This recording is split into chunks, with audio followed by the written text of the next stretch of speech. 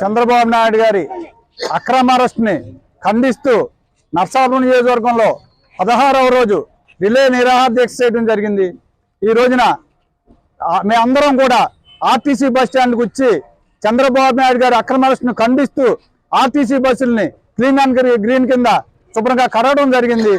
ఎందుకనంటే ఏ తప్పు చేయని వాళ్ళేమో జైల్లో పెడుతున్నారు, తప్పు చేసిన ముద్దాయిలనేమో దజ్జాగా రోడ్ల మీద తిరుగుతున్నారు. ఈ ప్రభుత్వంలో ఎంత దుర్మార్గమైన పరిపాలనలో ఇది అర్థం చేసుకోవాలి మన అందరం కూడానే. ఇవాళ స్కిల్ డెవలప్మెంట్ కేసు అనేది అసలు దాంట్లో ఒక సాక్ష్యం లేదు, ఒక ఎవిడెన్స్ లేదు, అసలు డబ్బు ఏం దుర్వినియోగమైందో లేదు, అసలు ఏమీ లేకుండా ముందు అరెస్ట్ చేసి లోపల పెట్టమంటే చాలా దుర్మార్గం.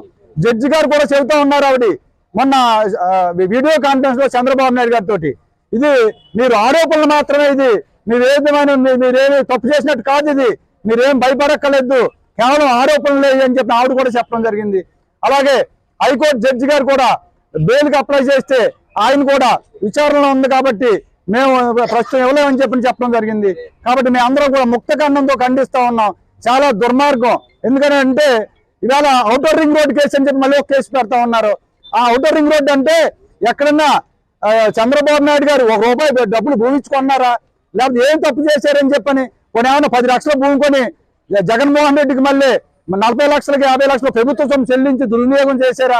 ఏ తప్పు చేయని వాళ్ళేమో ఇవాళ దోషులుగా జైల్లో ఉన్నారు, తప్పు చేసిన ముద్దాయిలేమో ఇవాళ రోడ్ల మీద తిరుగుతున్నారు. ఇవాళ మీరు చాలా చోట్ల ఇళ్ల స్థలాలకే జగన్మోహన్ రెడ్డి గారి ప్రభుత్వంలో మీరు 7 స్థలాలు కొన్నారు. 10 లక్షల విలువ చేసే భూమిని మీరు 40 లక్షలు 50 లక్షల రూపాయలు చెల్లించడం జరిగింది. అది తప్పు కాదా? అలాంటి వాళ్ళ మీద కేసులు ఏమి ఉండవు. కానీ ₹1 కూడా డబ్బు చెల్లించకుండా ప్రజలు స్వచ్ఛందంగా భూములు ఇస్తే వాళ్ళ మీద ఇవాళ కేసులు పెట్టి బాధ పెడతా ఉన్నారు. మీరు చేసే పాపాలకి అతి తక్కువ రోజుల్లో శిక్ష అనుభవించే రోజులు వస్తాయి.